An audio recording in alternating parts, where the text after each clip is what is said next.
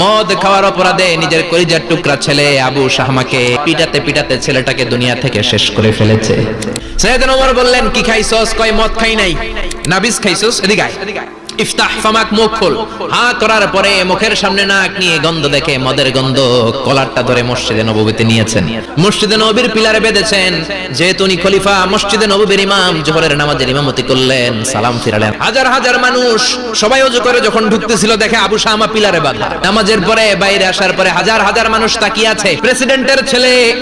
কেউ কয় ওমর মনে হয় মারবে না, যেহেতু নিজের ছেলে তো ধমকি টমকি দিয়ে ছেড়ে দিবে। ওমর চেয়ারে বসে জল্লাদরে ডাকলেন।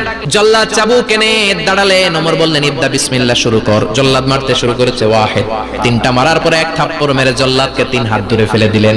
আসলে জল্লাদ কিন্তু আস্তে মারে নাই, দেহের যত জোর ছিল জোর দিয়ে মেরেছে, কিন্তু ওমরের পছন্দ হয় নাই।